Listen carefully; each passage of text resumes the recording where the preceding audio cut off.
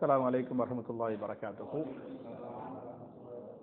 إن الحمد لله اللهم صل على محمد وعلى آل محمد كما صليت على إبراهيم وعلى آل إبراهيم إنك حميد مجيد. اللهم بارك على محمد وعلى آل محمد كما باركت على إبراهيم وعلى آل إبراهيم إنك حميد مجيد. அன்பார்ந்த சகோதரர்களே, தாய்மார்களே, உங்களுக்கு தெரியும் நம்முடைய 2வது அமர்வு கேள்வி பதில் அப்படிங்கிறது தெரியும். உங்களுக்கு என்ன டவுட்டோ கேளுங்க, எனக்கு தெரிஞ்சதை இல்மு வச்சு இன்ஷா அல்லாஹ் பதில் சொல்றேன். ஹம்லலா அப்படின்னு சொன்னா அந்த கசப்பான செடி, கும்மட்டி செடி, கும்மட்டி காய். ஆமா,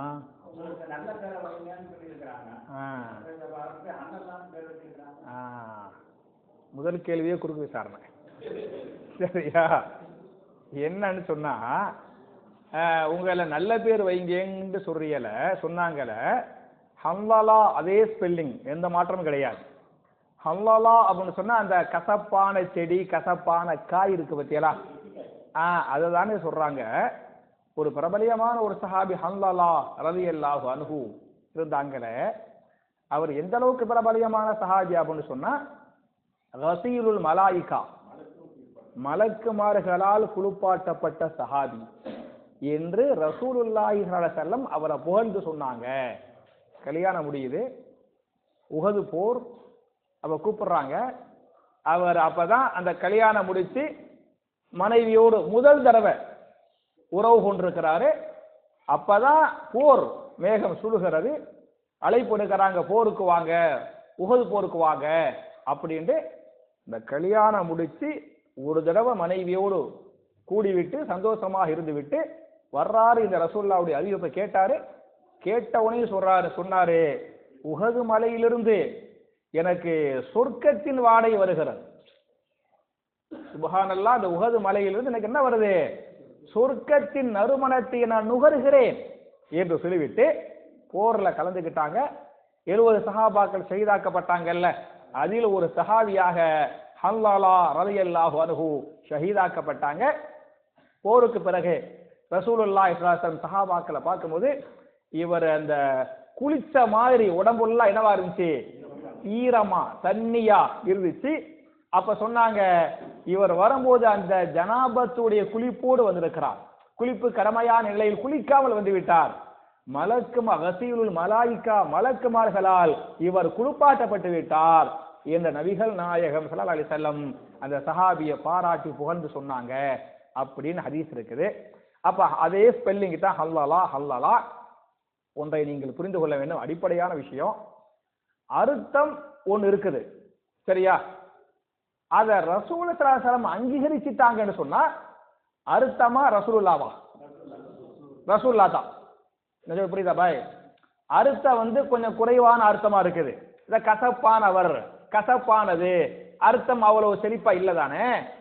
ஆனா ரசூல் ஸல்லல்லாஹு அலைஹி வஸல்லம் என்ன பண்ணாங்க? அந்த பேரை அனுமதித்தார்கள், அங்கீகரித்தார்கள். மற்ற பேரையெல்லாம் மாத்துங்கன்றாங்க, பேர்கள் மாற்றப்பட்டன. ஆனா இந்த பேரை மாத்த சொல்லல, அதை ஏத்துக்கிட்டாங்க, அங்கீகரித்தாங்க அப்படின்னு இருக்குது. அப்ப ரசூலுல்லாஹி ஸல்லல்லாஹு அலைஹி வஸல்லம் அதை அங்கீகரித்து விட்டார்கள் என்று சொன்னால், அந்த அர்த்தம் கொஞ்சம் கசப்பாக இருந்தாலே ரசூலுல்லாஹ் ஏத்துக்கிட்டாங்கப்பா, சமீஅனா வ அதானா. நான் கேட்கிறேன், கதீஜான்னு பேர் வைக்கலாமா கூடாதா? வைக்கலாம் தானே? வைக்கலாமா வைக்கக்கூடாதா? வைக்கலாம் தானே? என்ன அர்த்தம் ஹதீஜாண்டா? ஹதீஜாண்டா ஹதீஜானா ஹதீஜா,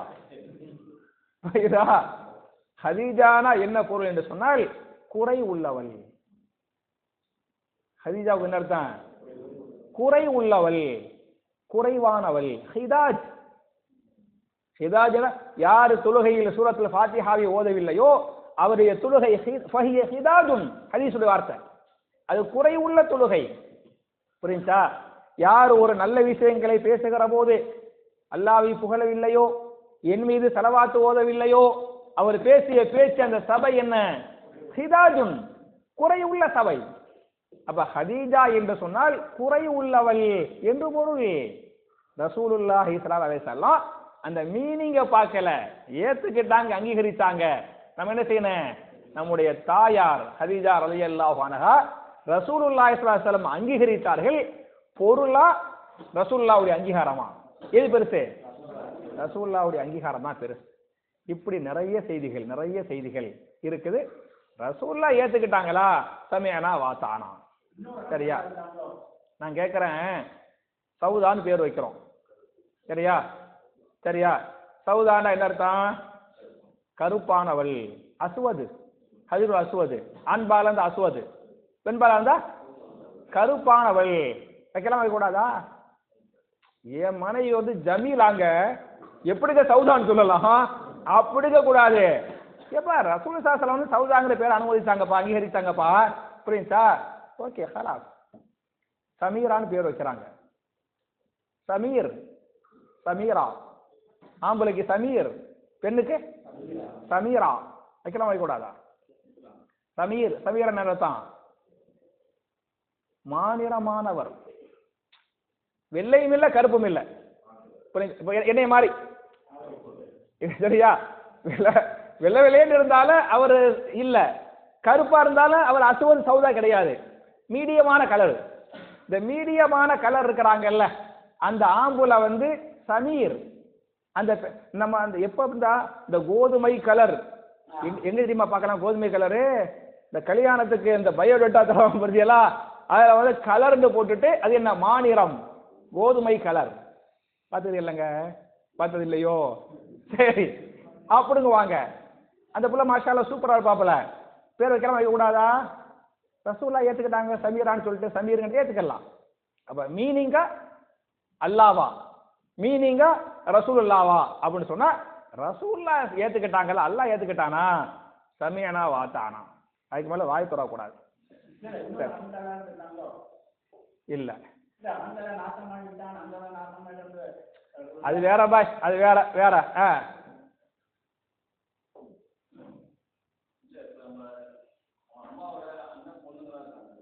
அம்மாவுடைய அண்ணன் பொண்ணு, மாமா பொண்ணு. ஆமா ஆமா.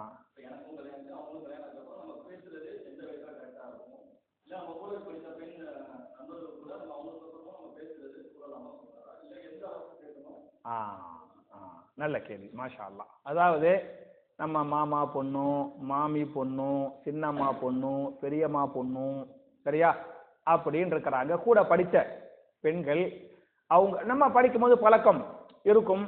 மாமா பொண்ணு, மாமி பொண்ணு, சின்னம்மா பொண்ணு, பெரியம்மா பொண்ணு, சொந்தம் பிளஸ் பழக்கம் இருக்கதான் செய்யும். அவங்கள்ட்ட எல்லாம் பேசலாம், கண்டிப்பா பேசணும் பாய்.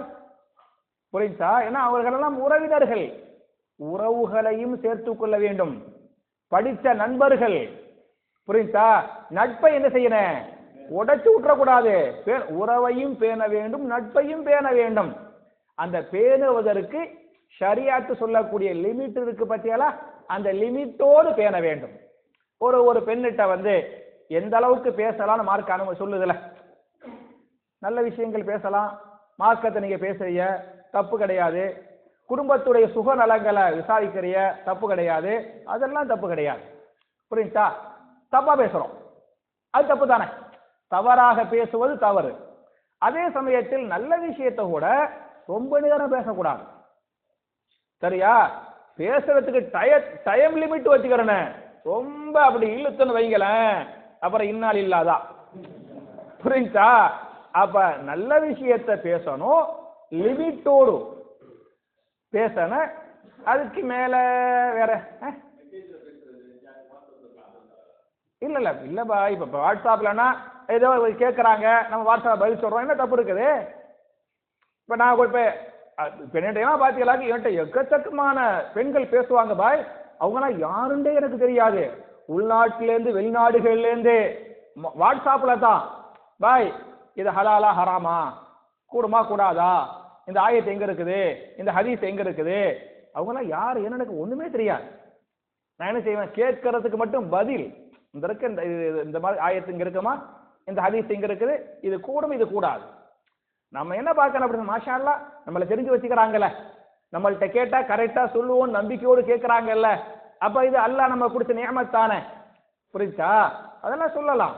இப்ப நேற்று பாத்தீங்களாக்க ஒரு சகோதரி கேட்டாங்க, அவங்க கிளாஸ்ல வந்து அவங்களுக்கு கொடுத்துக்கிறாங்க, இறந்த கால வினை சொல்ல 2 ஆயத்து, வருங்கால வினை சொல்ல 2 ஆயத்து, கட்டளை வினையில 2 ஆயத்து. அவங்க வகுப்புல கேட்டிருக்கிறாங்க. அவங்க கடைசி வரை சும்மா இருந்து புட்டு, சரியா, நேற்று நைட்டு வாட்ஸ்அப்ல உஸ்தாத் இந்த மாதிரி உஸ்தாத் இந்த மாதிரி கேட்டாங்க உஸ்தாத், நான் பார்க்கவே இல்லை உஸ்தாத், எனக்கு பெரிய உதவி செய்யுங்க உஸ்தாத், நாளைக்கு காலையில நான் கொடுக்கணும், எனக்கு தயவு செய்து எனக்கு அனுப்பி விடுங்க அப்படின்ட்டாங்க. நான் அல்ஃபியாலுல் மாலின்னு போட்டு 2 ஆயத்து, முலாரிக்கு 2 ஆயத்து, அமருக்கு 2 ஆயத்து போட்டு வாட்ஸ்அப்ல பதில் போட்டுட்டேன். உஸ்தாத் எனக்கு இது புரியல உஸ்தாத், நான் மொத்தமா ஆயத்தை போட்டுட்டேன். நான் நினைச்சுக்கிட்டேன் மொத்தமா ஆயத்தை போட்டா அவன் கரெக்டா அந்த வினை சொல்ல எடுத்துருவாங்க நான் நினைச்சுக்கிட்டேன். புரியல உஸ்தாத் அப்படின்ட்டாங்க. ஒரு 10 செகண்ட்ல இந்த ஆயத்துல என்னென்ன மாலிமா இறந்த கால வினை, இல்ல என்னென்ன வருங்கால வினை, இல்ல என்னென்ன ஏவல வினை, ஒரு 10 செகண்ட்ல போட்டு விட்டேன். மாஷா அல்லாஹ் ஜஸாக்கல்லாஹ் ஹைரா உஸ்தாத் ஜஸாக்கல், அவ்வளவு துவா செஞ்சாங்க.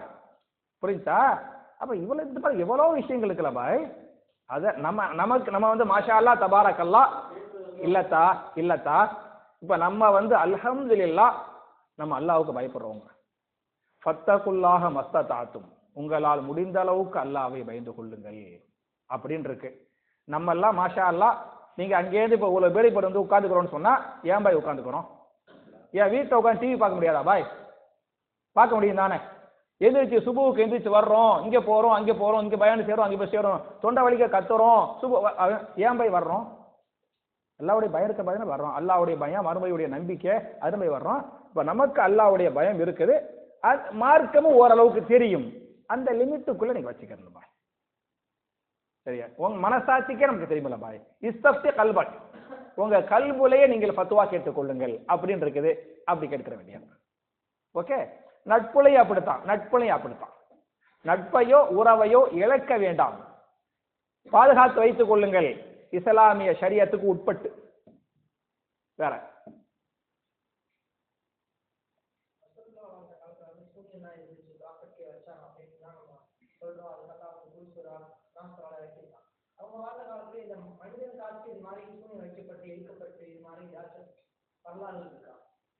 ரசூலுல்லாஹ்வுடைய காலத்துல அவங்களுக்கு சூனியம் செய்யப்பட்டது அப்படின்னு ஹதீஸ்ல இருக்குது.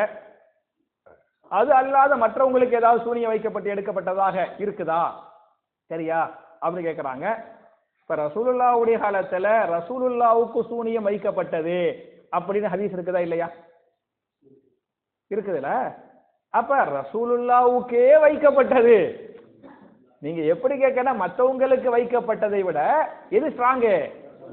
ரசூலுல்லாஹ்வுக்கு வைக்கப்பட்டது ஸ்ட்ராங்கு. அப்ப ரசூலுல்லாஹ்வுக்கே வைக்கப்பட்டது அப்படின்னு ஹதீஸ் இருக்குது. 2 மலக்குமார்கள் வந்தாங்க, வந்து சொன்னாங்க. வச்சவன் யாரு? லபீதுங்கிறவன் வச்சான். அதை போய் எடுத்தாங்க, இந்த சூறாக்கள் இறங்கியது, அல்லாஹ் ஷிஃபாவை கொடுத்தான் அப்படின்னு இருக்குது.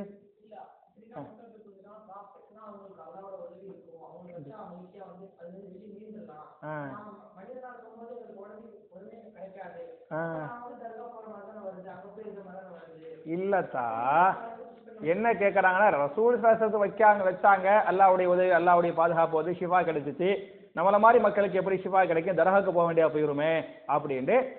அந்த ஷிஃபா எப்படி கிடைத்தது, அப்படி வைக்கப்பட்டதாக நீங்கள் உணர்ந்தால், வச்சாங்களா இல்லையா அல்லாஹு அலம், அது வைக்கப்பட்டதா நோயா ரப்புக்கு தான் வெளிச்சம். சரியா?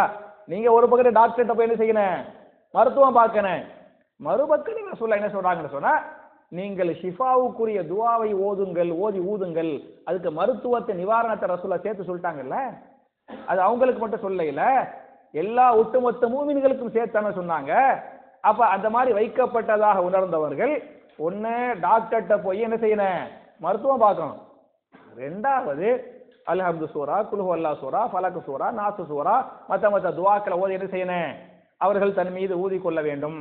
மற்றவங்க ஓதி அவங்க மேல ஊதணும். தடவக்கூடிய அளவுக்கு இருந்தால் ஓதி கையில ஊதி என்ன செய்யணும், உடம்புல தடை உடனே அப்படின்னு ரசூல் சாஸ்திரம் வழிகாட்டுதலும் பண்ணிட்டாங்கல்ல. ஓகே ஓகே ஓகே ஓகே மாறுது.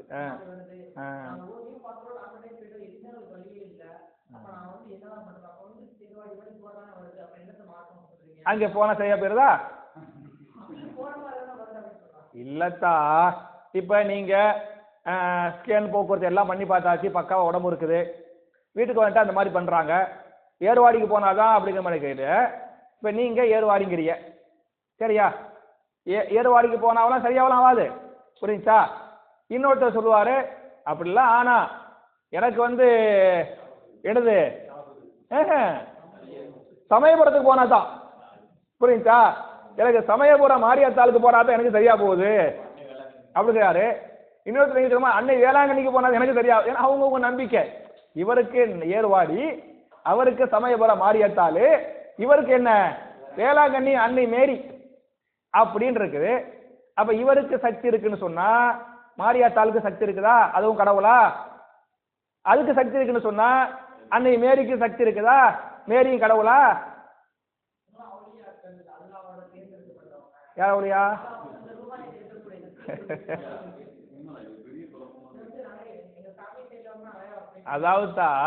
அதாவது இப்ப அவுலியா அப்படிங்கிறது அல்லாஹ் தெளிவா சொல்றான். யார் அவுலியா அப்படிங்கிறது ரெண்டு இலக்கணம் தான்.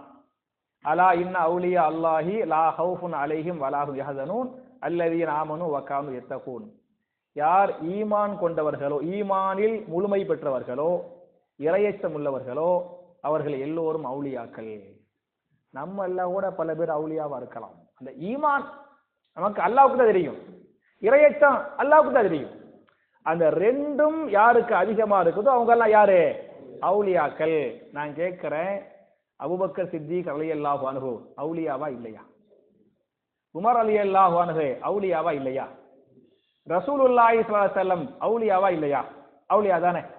எங்கேயாவது உடம்புக்கு முடியலன்னு சொல்லிவிட்டு வாங்க ரசூலுல்லாஹ்வுடைய தர்காவுக்கு போவோம் அப்படின்னு போனாங்களா? இல்ல வாங்க அபூபக்கர் சித்திக்கு போவோம், மதீனாவுடைய பக்கீ கபருஸ்தான் இருக்குல்ல, எக்கத்தக்கமான ரசூலுல்லாஹ்வுடைய சஹாபாக்கள் மனைவிமார்கள் அடக்கப்பட்டிருக்கிறாங்கல்ல, சரியா? பக்கீ கபருஸ்தானே, அங்க இருக்கக்கூடிய ஆயிரக்கணக்கான மக்கள் எல்லாம் அவுலியாக்கள், வாங்க அங்கே போவோம் அப்படின்னு போனாங்களா? இல்ல இல்ல. அதனால இறையச்சம் உள்ளவர்கள், ஈமான் கொண்டவர்கள் எல்லாம் அவுலியாக்கள்.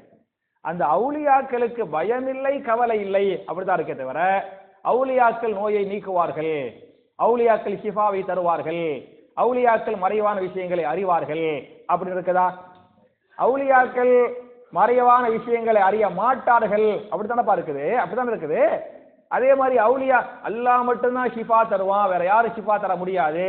எந்த டாக்டர்கிட்ட போய் எந்த மருந்தை சாப்பிட்டாலும் அதன் மூலமா ரப்பு நான்னா தான் ஷிஃபா கிடைக்குமே தவிர ரப்புடைய நாட்டம் இல்லைன்னா ஷிஃபா கிடைக்காது. ஒண்ணுமில்ல, ஓதி ஊதக்கூடிய துவா இருக்கு பத்தியாலா, அல்லாஹும்ம ரப்பன் நாஸ் அதிஹிபில் பஅஸ, உங்கள்கிட்ட அல்லாஹும்ம ரப்பன் நாஸ் அதிஹிபில் பஅஸ சொல்லி முடிக்குதா? அல்லாஹும்ம ரப்ப யாருக்கு தெரியும்? கனிபாய்க்கு வேண்டாம், வேற ஆள். அல்லாஹும்ம ரப்பன் நாஸ், அல்லாஹும்ம ரப்பன் நாஸ், அல்லாஹும்ம ரப்பன் நாஸ். பல தடவை நான் எழுதி போட்டுக்கிறேன், நான் அடுத்த வாரம் எழுதி போடுவேன் இன்ஷா அல்லாஹ் பிஇல்லாஹி தஆலா. புரியுச்சா? அதுக்கு எழுதி இந்த வர்ற வெள்ளிக்கிழமை ஜும்மாவை எழுதி போட்டுவிட்டு இன்ஷா அல்லாஹ் அடுத்த ஞாயிற்றுக்கிழமை தஃப்சீர் வகுப்புல கேட்பேன். அதுக்காக வராம இருக்கக்கூடாது, அல்லாஹ்வுக்கு பயந்து ஒழுங்கா வந்துடணும். புரியுச்சா? அப்ப உங்களுக்கு உங்க குடும்பத்துக்கு யாருக்கு உடம்புக்கு முடியல அப்படின்னு சொன்னா நீங்கள் ஓதி ஊதக்கூடிய துவா என்பது அல்லாஹும்ம ரப்பன் நாஸ் அதிஹிபில் பஅஸ இஷ்ஃபி அன்த ஷாஃபி லா ஷிஃபா இல்லா ஷிஃபாஉக ஷிஃபாஅன் லா யுகாதிரு சகமா. அதுல அல்லாஹும்ம ரப்பன் நாஸ் அதிஹிபில் பஅஸ இஷ்ஃபி அன்த ஷாஃபி லா ஷிஃபா இல்லா ஷிஃபாஉக. அல்லாஹ்வே உன்னுடைய ஷிஃபாவை தவிர வேற எந்த ஷிஃபாவும் இல்லை ரசூலுல்லாஹ் சொல்லிட்டாங்க. அப்ப அல்லாஹ் தான் ஷிஃபாவை தரக்கூடியவன், நோயை நீக்கக்கூடியவன்ங்கிற நம்பிக்கை இருக்கும்போது நீங்க ஏர்வாடிக்கு போறிய, நாகூருக்கு போறிய, மாரியாத்தாளுக்கு போறிய, காளியாத்தாளுக்கு போறிய, வேளாங்கண்ணிக்கு போறிய அப்படின்னு சொன்னா ஈமானே இல்லையே. புரியுதா? அல்லாஹ் காப்பாத்தணும், அல்லாஹ் காப்பாத்தணும், அப்படி அப்படி பண்ணக்கூடாது. ஓகே, கடைசி கேள்வி.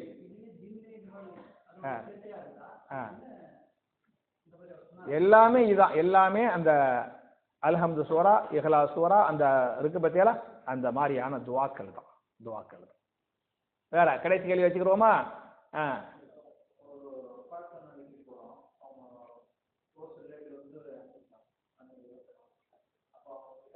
கொஞ்சம் தண்ணி தாங்க போய் குடிக்க.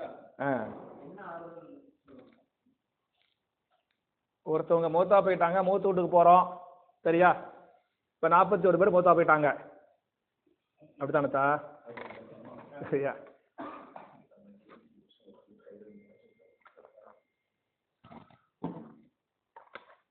என்ன செய்யணும் சொன்னா, ஒரு மண்டபத்துக்கு எல்லாரும் வாங்க.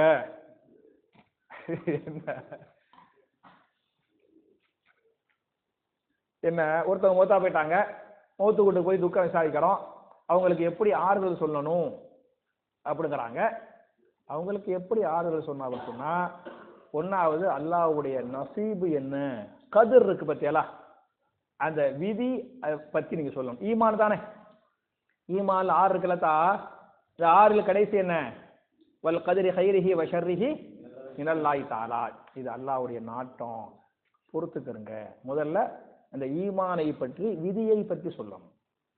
அல்லாஹ் கொடுத்ததும் அவனுக்கே உரியது, அவன் எடுத்துக்கொண்டதும் அவனுக்கே உரியது. ஒவ்வொன்றுக்கும் அல்லாஹ் ஒரு டயத்தை வச்சுக்கிறான். இவங்களுக்கு இந்த டைம் வந்துருச்சு, நமக்கு ஒரு டைம் வச்சுக்கிறான், நம்ம இடத்துல போயிடுவோம். இது ஒரு தற்காலிகமான பிரிவு தான். நம்ம எல்லாம் நாளைக்கு போய் இன்ஷா அல்லாஹ் அல்லாஹ்வுடைய உதவியோடு நம்ம எல்லாம் சேர்ந்து சொர்க்கத்துல நம்ம எல்லாம் தங்க வைப்பான், தங்க வைக்கட்டும் அப்படின்ட்டு முதல்ல இந்த விதியை பற்றி, கதிரை பற்றி சொல்லணும். சரியா? ரெண்டாவது பாத்தியாலாக்க சபுரை பற்றி சொல்லணும், பொறுமையா இருங்க அப்படின்ட்டு சபுருடைய ஃபாயிதாக்கள் என்ன அப்படிங்கிறத சொல்லணும். ரெண்டாவது. மூணாவது, அவங்களுக்கு என்னென்ன நன்மைகளை செய்யணும், சேர்த்து வைக்கணும், துவா செய்யணும், புரியுதா, அதுகளை சொல்லுங்க. நாலாவது, இதன் மூலமா நம்ம பெறக்கூடிய படிப்பினை என்ன. திடீர்னு மௌத்தா இருப்பாரு, சரியா, நமக்கு இப்படித்தான் ஒரு நாள் வரும் அப்படின்ட்டு, நமக்கு இதாமா உலகம், இதான் துனியா அப்படிங்கிறது. துனியா என்ன அர்த்தம்? துனியா துனியாக்கு என்னத்த அர்த்தம்? புர்ஹானுத்தீன், உலகம், உலக வாழ்க்கை. துனியா என்று சொன்னால் நெருங்குதல், நேரடி பொருள் நெருங்குதல், நெருங்கி வருதல் அப்படின்னு அர்த்தம். தனா நிறைய கிராமரா போகுது.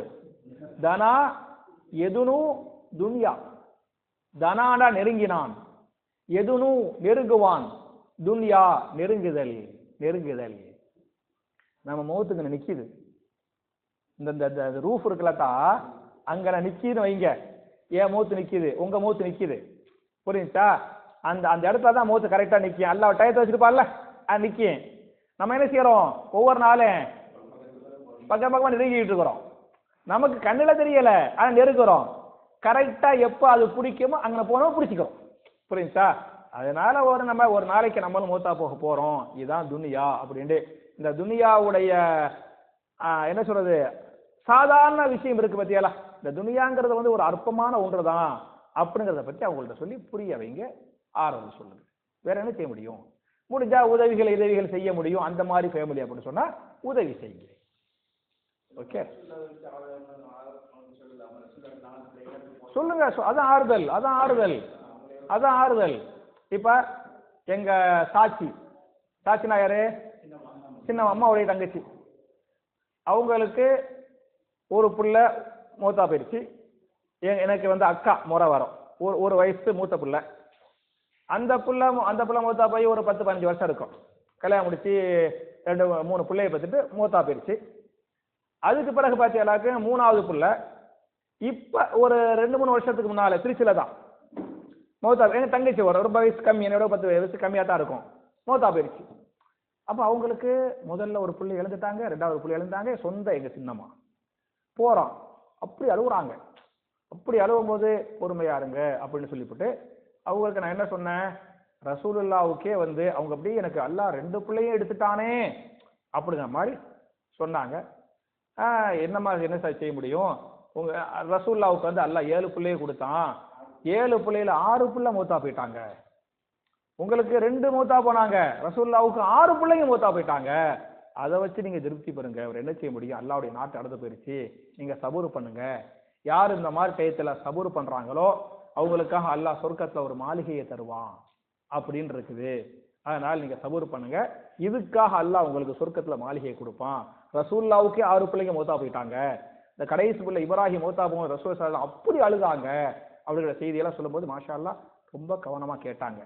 என்னுடைய அந்த அந்த உபதேசங்கள் அவங்களுடைய காயத்துக்கு மருந்தாக அமைஞ்சிச்சு.